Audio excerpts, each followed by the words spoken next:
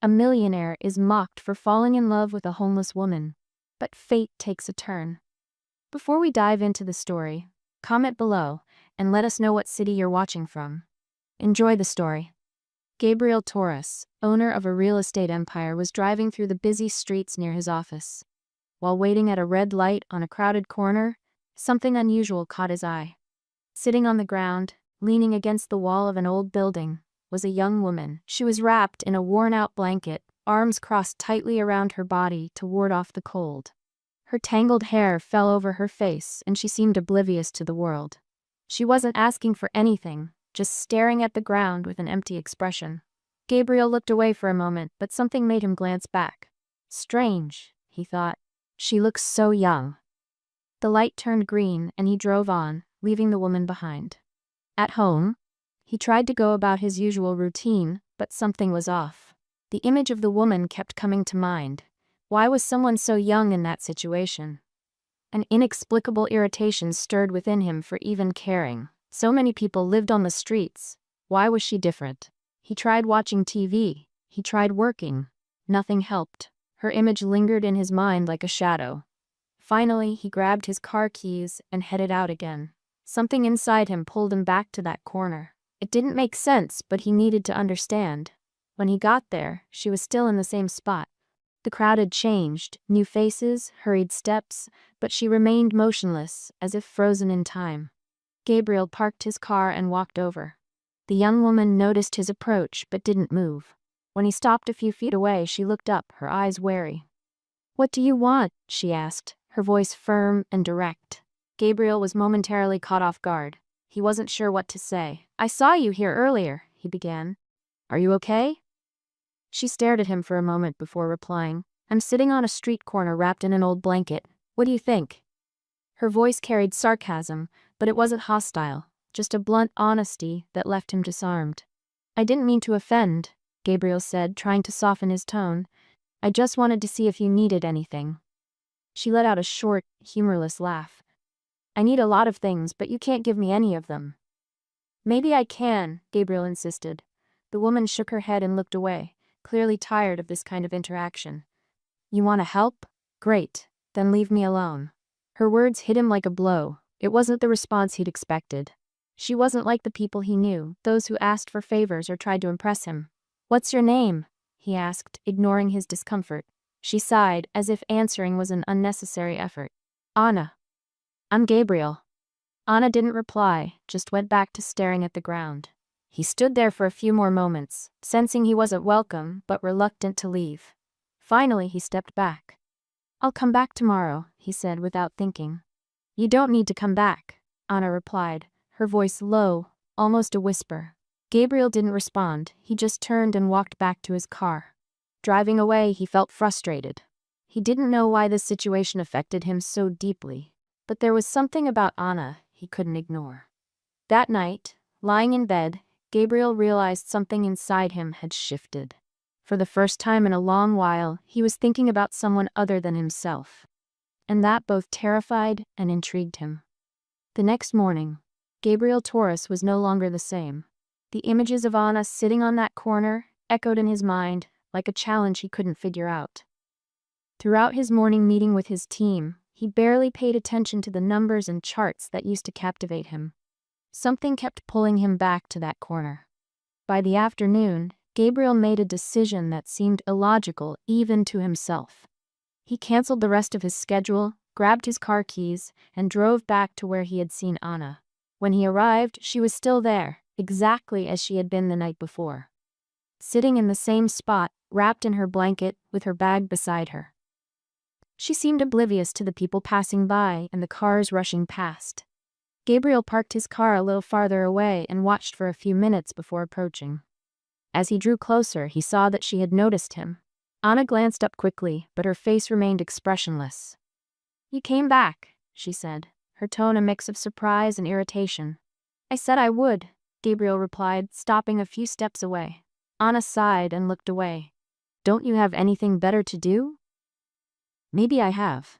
But this seems more important right now." She laughed, a short and emotionless laugh. "Important? For someone like you? What could possibly be so important here?" Gabriel wasn't sure how to respond. He didn't have a clear justification, just an inexplicable need to be there.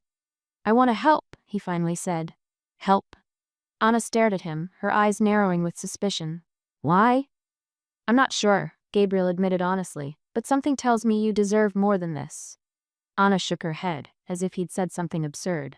"You think you know anything about me? About what I deserve?" "I don't know anything about you," he admitted. "But I want to." Anna stayed silent, studying him as if trying to figure out his true intentions. Finally, she sighed softly. "All right, millionaire? You want to know? I used to have a home, a job, a normal life, but all of that is gone now. This is where I am. And before you ask, no, I don't need your charity." Gabriel felt a tightness in his chest at her words. He hadn't expected Anna to be so direct or so firm. "I'm not here to judge you or ask questions about what happened," he said. "I just want to help somehow." She narrowed her eyes. "Why? Because your conscience bothers you when you see someone like me?" Gabriel hesitated. Anna was right to be skeptical. He knew many people acted out of guilt or to feel superior, but that didn't seem to apply here. "Maybe I'm just tired of looking at numbers and forgetting that there are people," he replied. Anna stared at him for a few more seconds before letting out a brief laugh. "All right, millionaire. If you want to help, I'll take food. That's all." Gabriel nodded, relieved to have made a small step forward. He left to find something for her to eat, returning a few minutes later with a sandwich and a bottle of water. Anna accepted them without a word, but her eyes showed a mix of gratitude and reluctance. "Thank you," she said softly as she began to eat. Gabriel stood there, watching her for a moment. He realized Anna was much younger than she first appeared, maybe not even 25. Despite everything, there was a strength in her posture, something he couldn't quite define. "How long have you been here?" he asked carefully, not wanting to sound intrusive. Anna hesitated before answering. "A few months. Since I lost everything." "Family? Friends?" "That doesn't matter now," she cut him off, looking directly at him. "I don't need anyone asking about my story out of curiosity." Gabriel realized he was treading on delicate ground. "I'm sorry. That wasn't my intention." She went back to eating in silence, and Gabriel didn't say anything else. He stood there for a few minutes, watching the movement around them, before deciding to leave. "I'll be back tomorrow," he said before turning away. Anna didn't respond, but he noticed her watching him as he walked off. On his way back, Gabriel felt a mix of relief and restlessness. He knew this connection was just the beginning, but something inside him told him Anna was important. He didn't know how, but he felt he needed to keep coming back, even if she continued to resist. Let's play a little game with those who read the comments. Type popcorn in the comments. Only those who make it this far will get it. Now, let's continue the story. That night, as he tried to focus on a stack of documents, Gabriel realized his thoughts were elsewhere. Anna was like a mystery he needed to solve, and for the first time in years, he felt like something in his life had a purpose beyond work and money. Gabriel returned the next day as promised, but something inside him felt different. It was the first time in years that a decision seemed to come from his heart rather than his head. He arrived at the corner where Anna usually stayed and felt relieved to see her there.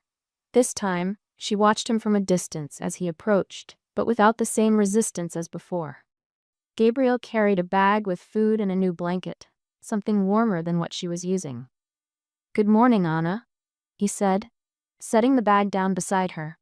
"You're persistent, huh?" she replied, but her voice no longer carried the sharp sarcasm of the previous days. "Let's just say I don't give up easily." She looked at the bag, opened it carefully, and saw a sandwich, a bottle of water, and the blanket. She touched the fabric with her fingers and sighed. "You don't have to do this." "I know." Anna ate in silence for a few minutes, while Gabriel sat on the curb beside her. People passed by, casting curious glances, but he ignored them. "You're used to hearing, 'Thank you,' aren't you?" she asked, a faint smile on her face. "Not always," he replied, surprised by her question. She looked up at him, reassessing him. A millionaire sitting on the ground with a homeless woman. Must be a first. "It's definitely out of my comfort zone, I'll admit," he said, chuckling at himself. "But maybe it's exactly what I need right now." Anna stayed silent for a moment, as though weighing his words. "Why do you keep coming here?" she finally asked. Gabriel thought carefully before answering. He could say it was to help her, but he knew that wasn't the whole truth. Because I think you deserve more than this, he said. And because, in some strange way, I think I need to be here too.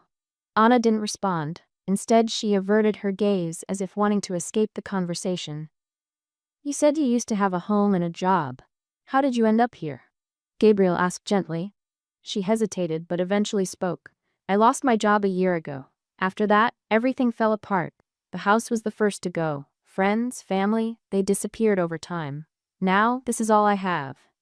Gabriel listened closely, feeling a knot tighten in his throat. He thought of how many people must have similar stories, yet he'd never stopped to see them before. Have you ever tried to get help? Maybe a shelter? Shelters aren't safe for women, she replied bluntly. I'd rather be alone. Her answer weighed heavily on his mind. He didn't know how to change her situation, but he felt an unshakable need to try. You're different, Anna, he said after a moment. I don't know how to explain it, but you're strong. Even here, even like this, you have something special. Anna laughed, but this time it carried a hint of real humor. Special? You really don't know me, Gabriel. Maybe I want to. She looked at him again, narrowing her eyes as if trying to figure out his intentions. And what do you get out of this? She asked. Nothing. This isn't about getting anything. Everyone wants something, Gabriel, even you. He fell silent, knowing she was right. Maybe he did want something, but he wasn't sure what it was yet. Maybe I'm just trying to learn something from you. Anna laughed again, shaking her head. You have a strange idea of learning. Gabriel stayed by her side a little longer, silently watching the street's activity. Despite her resistance, he felt Anna's guard beginning to lower. It wasn't much, but it was a start. As he stood to leave, he did something unexpected. He took a card from his pocket and handed it to her. This is my office number. If you need anything at all, call me. She took the card with a neutral expression but said nothing. See you tomorrow, Anna, he said before walking away. She watched him leave, holding the card as if unsure what to do with it. That night, Gabriel realized his life was changing. He had always believed the world revolved around money and power, but Anna made him question everything. For the first time, he felt like he was doing something that truly mattered. Anna, meanwhile, stared at the card in her hands. Part of her wanted to throw it away, but another part, a part she didn't want to admit existed, felt that maybe, just maybe, someone was finally seeing beyond her poverty and despair. Days passed, and Gabriel kept visiting Anna. Despite her initial resistance, she began to accept his presence. Not that it softened her defensive demeanor. Anna remained cautious, as though waiting for the day Gabriel would stop coming and never return. But he stayed, and over time, small sparks of trust began to flicker. Anna opened up more about her life, though she still held back certain details. Gabriel, on the other hand, tried to figure out how he could help her without pushing her into something she didn't want.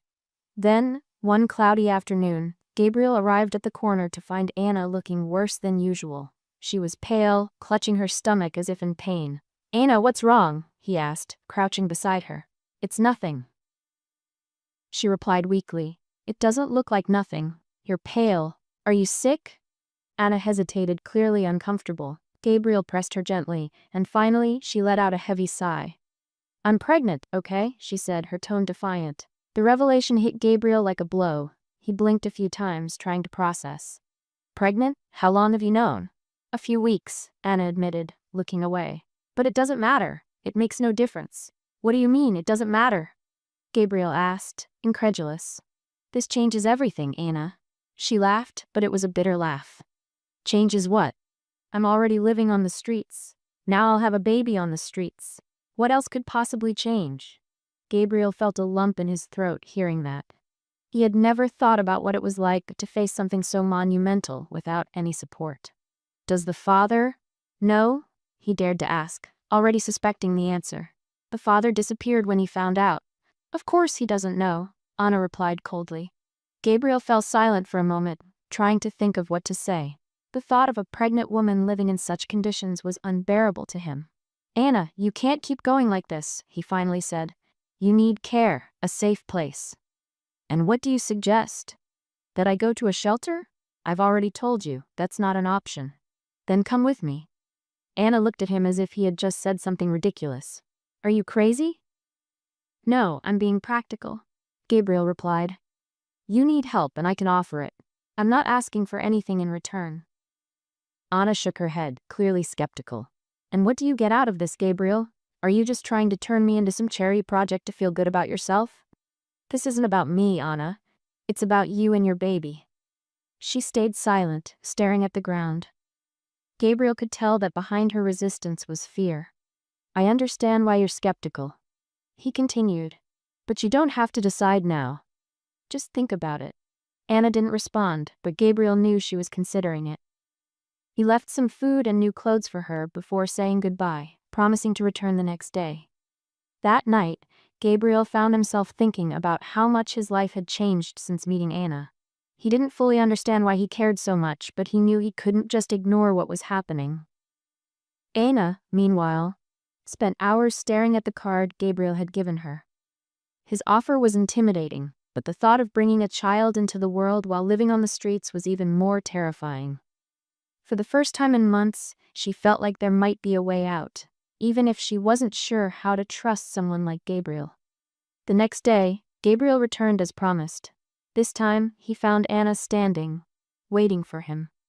I'll accept your help, she said firmly, though her eyes were filled with hesitation. Gabriel smiled, a mix of relief and determination. You're making the right choice, Anna. Let's change your life. Gabriel's decision to help Anna seemed simple at first, but it quickly became the center of a storm. The apartment where Anna stayed was a safe haven, but outside, chaos brewed. At work, in the press, and even among his own family, Gabriel's choice was questioned, mocked, and outright attacked. Early in the morning, as he entered the company's headquarters, Gabriel noticed the stares. Whispers that had once been discreet were now accompanied by muffled laughs and even blatant jokes. Looks like the boss is recruiting from the streets now, one manager said loudly in the hallway, drawing laughter from others. Watch out, she might take your spot as the new director, another joked. Gabriel heard it all but kept walking, eyes fixed on the elevator. Still, each comment felt like a small blow, testing his patience. On the executive floor, things weren't much better.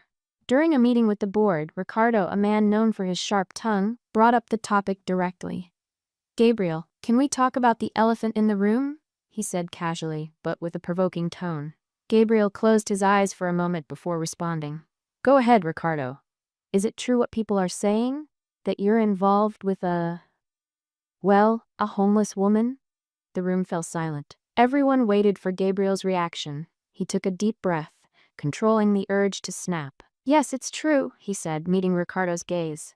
I'm helping Anna, a woman who is living on the streets and is pregnant. The murmurs that followed were almost deafening.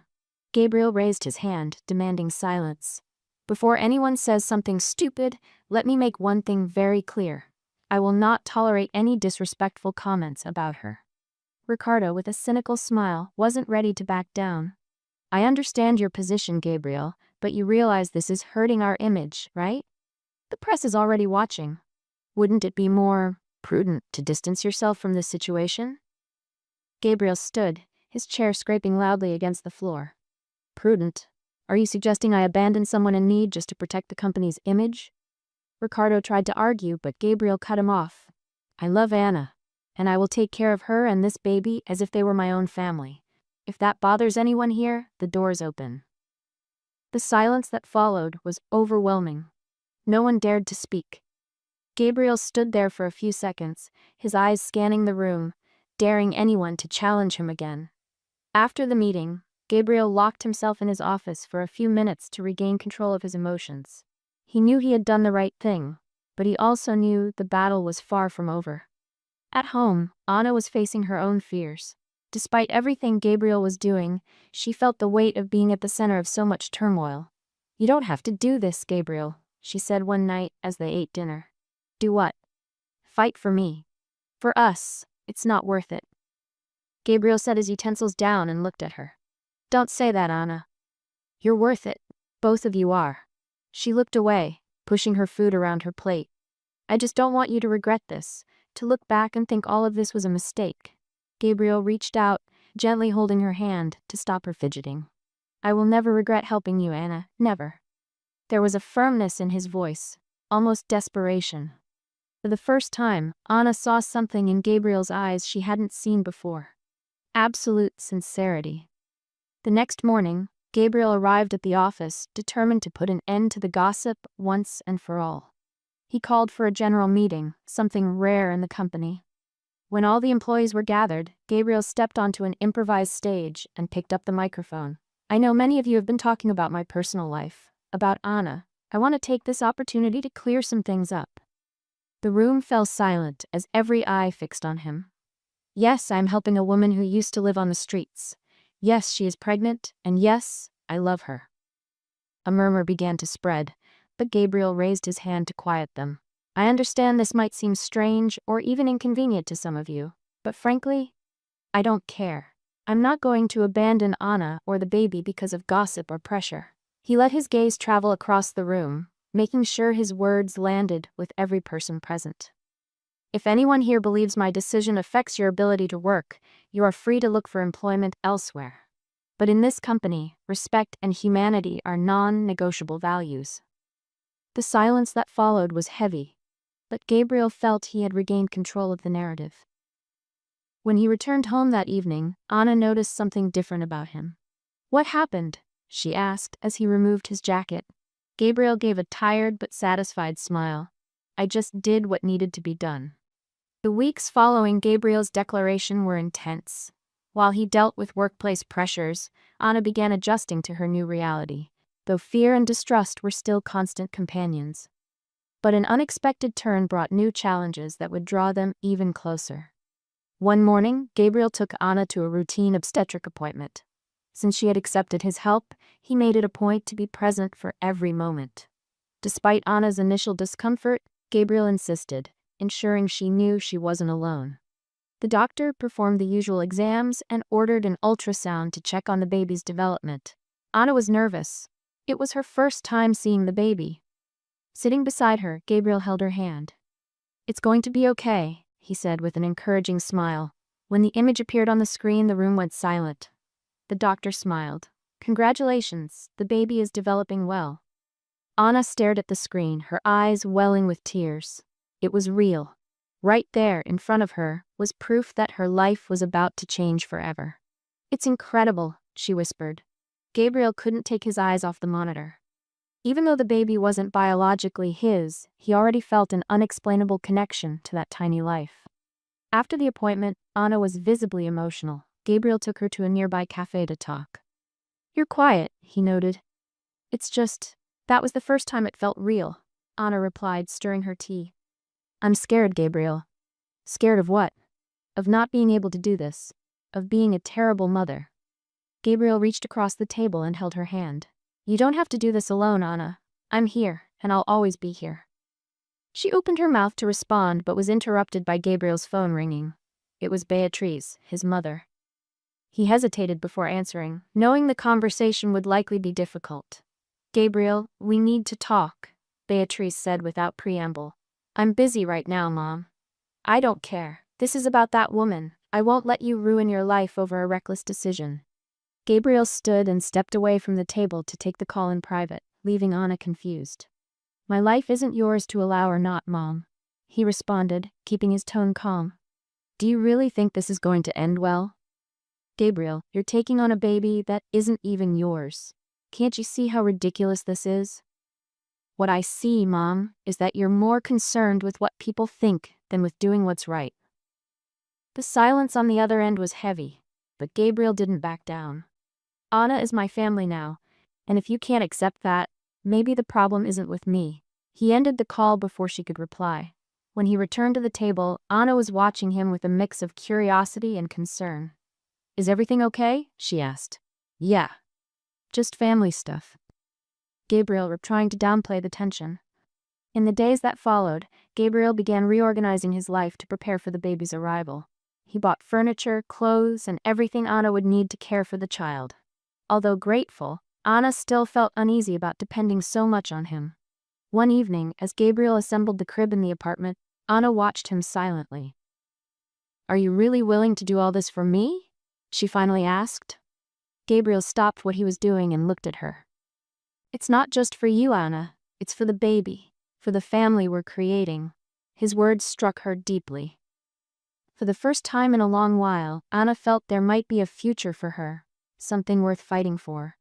A few days later, news about Anna expecting a baby while living on the streets began drawing media attention. A tabloid published a photo of her with Gabriel, accompanied by a sensational headline: "Millionaire involved with homeless pregnant woman, scandal or act of love." When the news reached the office, Gabriel addressed it head-on. He called another meeting with his team. "I know many of you have read about my personal life in the papers," he began firmly. "Let me make one thing clear.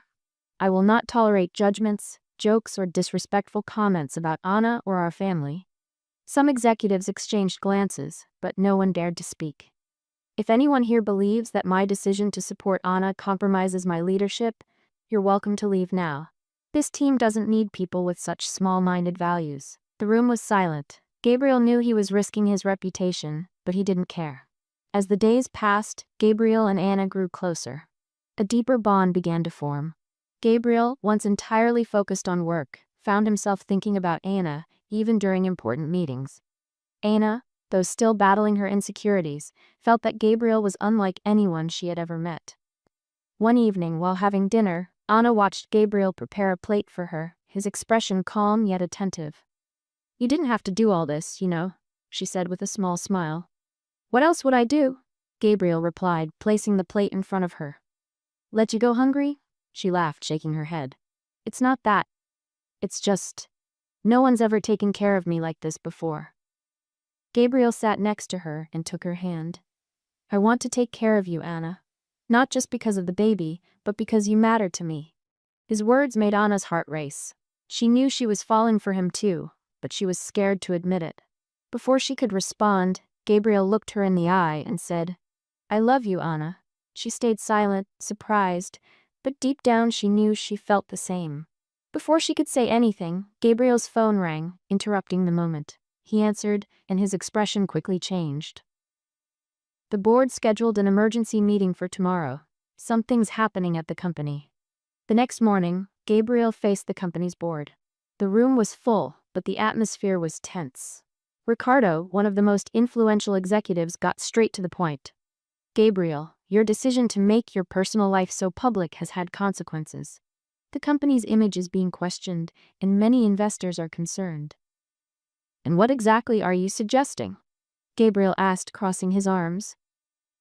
"We think it would be best if you stepped away from the board temporarily while we address the damage," Ricardo said bluntly. Gabriel felt like he'd been punched in the gut. The company he had built was now sidelining him. "Is this temporary?" he asked, trying to control his anger. "It's what's best for everyone, Gabriel." When Gabriel returned to the apartment, Anna immediately noticed something was wrong. He tried to hide it, but she insisted until he told her. "They removed me from the company," he said bitterly. "Gabriel, this is my fault," Anna said, her eyes filling with tears. "No, Anna, it's not your fault, it's theirs. People who can't understand what truly matters." Gabriel tried to reassure her, but Anna's guilt was overwhelming. That night, while he slept, she made a difficult decision. She left a letter on the living room table and quietly walked out of the apartment. "Gabriel, I can't keep being a burden in your life. You deserve your company, your reputation, and your peace. I'll take care of myself and the baby on my own. Please don't look for me. With love, Anna." When Gabriel woke up and found the letter, it felt like his world had collapsed. "No, Anna, no!" he shouted, grabbing his phone and desperately trying to call her, but her number was disconnected. He rushed out, searching the streets for her. He spent hours driving around, checking every place he thought she might be, asking people if they'd seen her, but no one had any answers. By nightfall, Gabriel arrived at a busy park. A crowd had gathered, and he noticed an ambulance with its lights flashing. His heart pounded as he ran toward the commotion. "What happened here?" he asked, pushing through the crowd to get closer. When he finally saw what was happening, his legs almost gave out. Anna was being lifted onto a stretcher by paramedics, unconscious. "Anna!" he shouted, running toward her. One of the paramedics stopped him. "Do you know this woman?" "Yes, she's my wife. What happened?" "She was found collapsed on the ground. She's extremely weak, likely dehydrated. We're not sure about the baby's condition yet. Gabriel climbed into the ambulance with Anna, holding her hand tightly as the paramedics worked to stabilize her. "Stay with me, Anna. Please stay with me," he whispered, tears streaming down his face. Hours later, Gabriel paced the hospital waiting room, unable to sit still. Finally, a doctor approached him. "Doctor, how is she? How's the baby?" he asked, his voice heavy with tension. "The situation is critical," the doctor began. "She's very weak, and the stress has made things worse. We need to keep her hospitalized indefinitely to ensure her and the baby's safety." Gabriel nodded, feeling a mix of relief that she was alive and despair over the severity of the situation. He went to Anna's room, where she lay in bed, visibly shaken. When she saw him, her eyes filled with tears. "Gabriel, I'm so sorry." He walked to her side and took her hands in his. "Why did you do this, Anna? Why would you risk your life and the baby's?" "I didn't want to be a burden to you. I've lost so much already. I didn't want you to lose more because of me."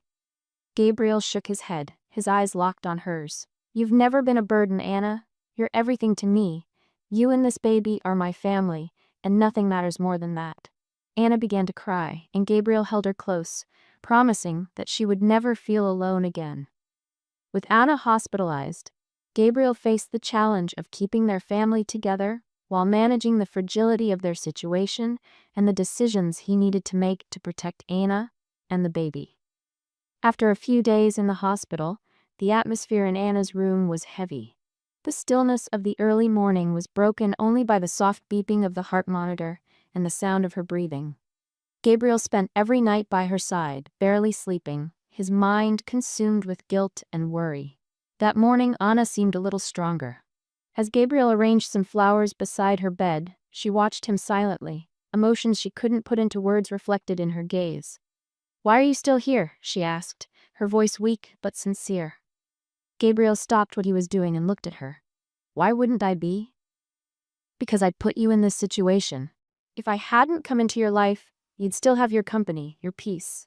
Gabriel sighed, pulling a chair closer to sit beside her. "Anna, I haven't lost anything that truly matters. You and this baby are all I need." Anna looked away, fighting back tears. "I don't know if I can handle all of this, Gabriel." He gently held her hand, feeling its fragility. "You don't have to handle it alone. I'm here." As Gabriel comforted Anna, a man appeared at the hospital's front desk. It was Pedro, the baby's biological father. He had learned about Anna from sensational headlines and decided to show up, not out of concern, but driven by curiosity and a desire to protect himself from any public scandal. When Pedro finally located Anna's room, the scene took everyone by surprise.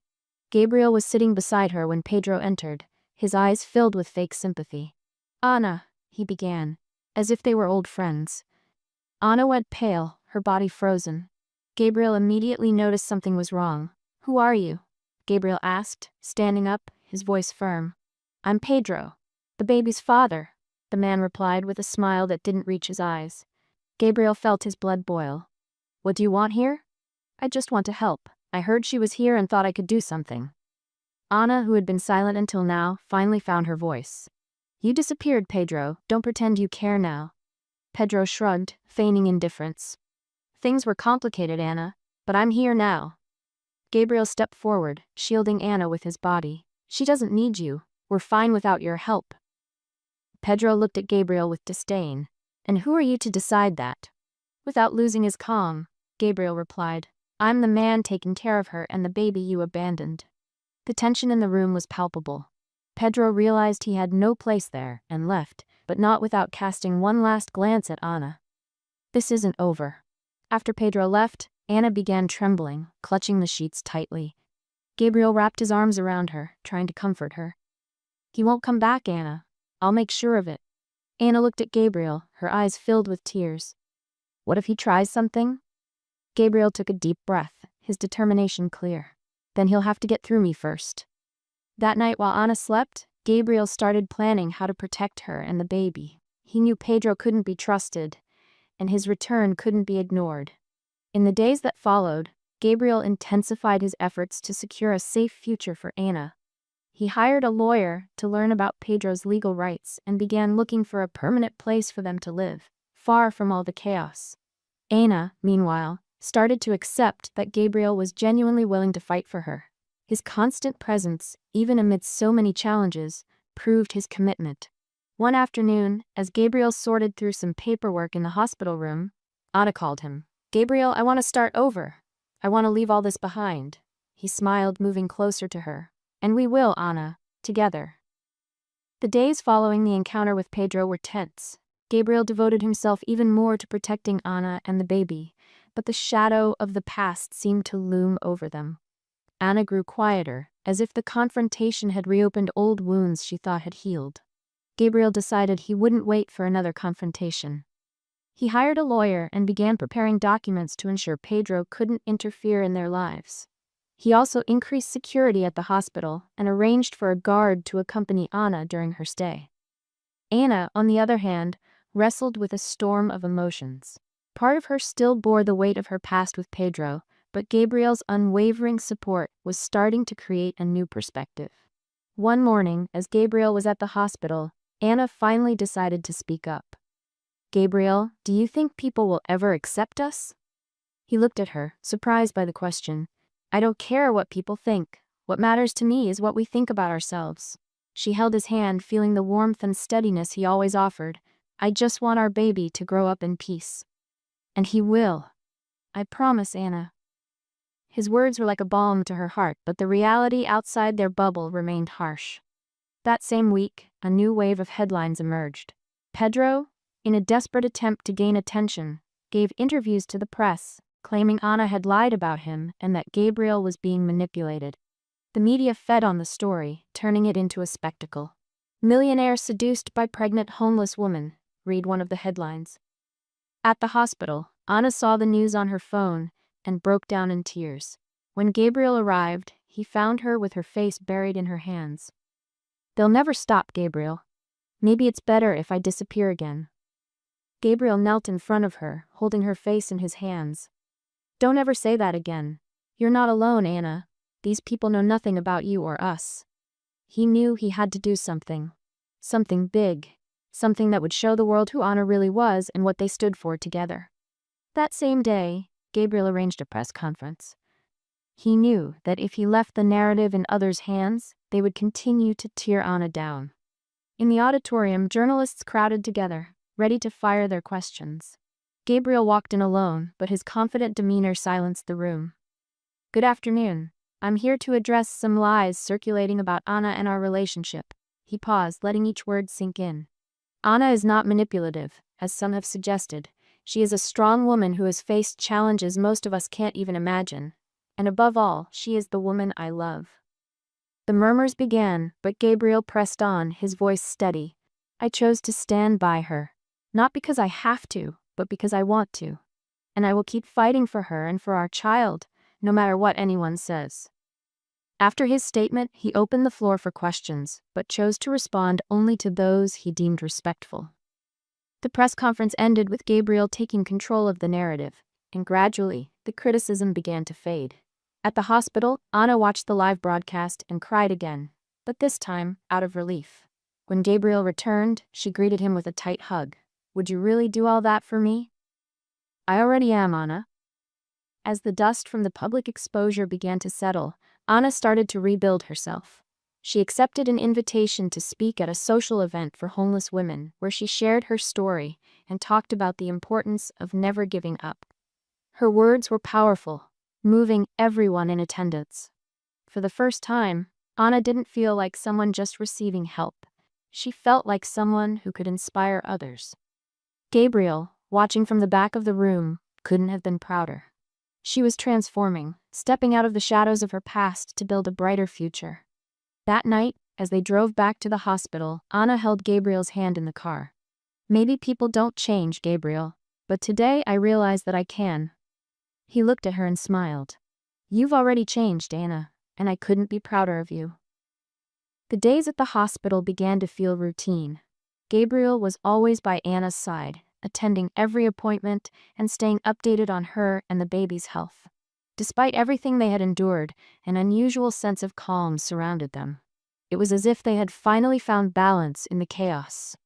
Let's do something fun for those who only read the comments. Type pizza in the comments. Only those who make it this far will get it.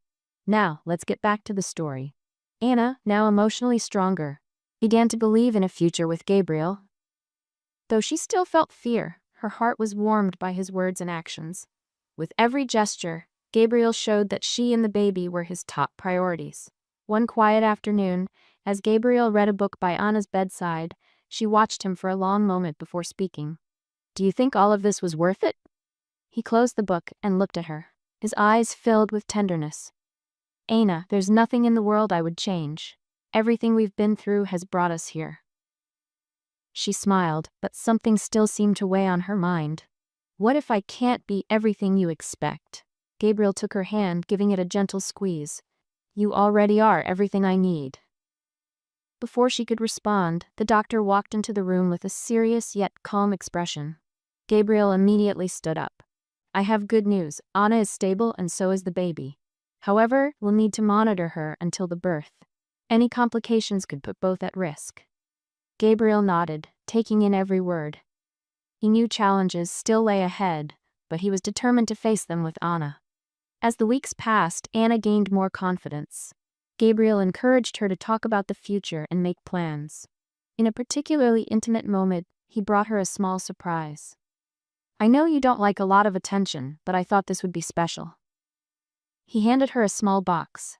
Inside, Anna found a pair of baby shoes and a note that read, "Our future starts now." She held the shoes to her chest, her eyes filling with tears. "I don't know how to thank you for everything, Gabriel. You don't need to thank me, Anna. You just need to believe." That night, as Gabriel slept in the chair by her bed, Anna watched him silently. For the first time in a long while, she felt safe. The days that followed brought a new light to their lives. Gabriel, with unwavering determination, prepared their apartment to welcome the baby, while Anna, still in the hospital, became more involved in the social projects they had started together. On the day Anna was discharged, the atmosphere was celebratory.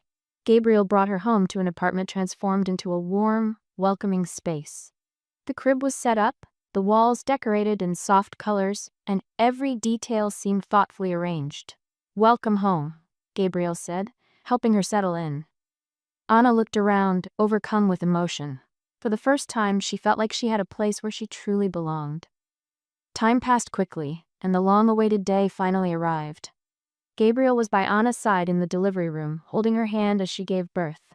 The baby's cry filled the room, bringing tears of relief and joy to both of them. When the baby was placed in Anna's arms, she looked at Gabriel, and they both knew this was the beginning of a new chapter.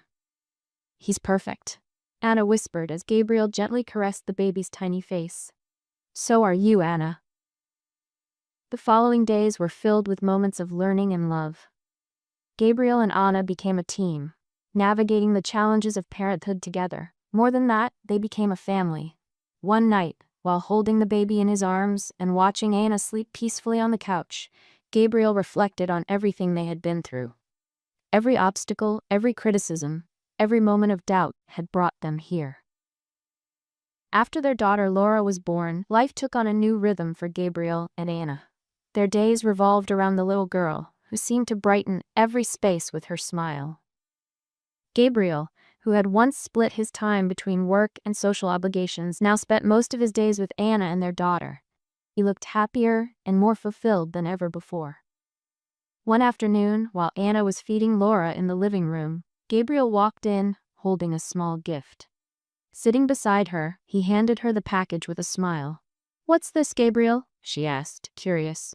"Something for Laura." Opening the package, Anna found a small gold bracelet engraved with their daughter's name. She looked at Gabriel, moved. "It's beautiful. You always think of everything, don't you?" "I try," he said with a laugh. "But honestly, you two are all that matters to me now." Anna smiled, but before she could respond, Laura let out a loud giggle, as if agreeing with her father. "Looks like she agrees with you," Anna said, laughing.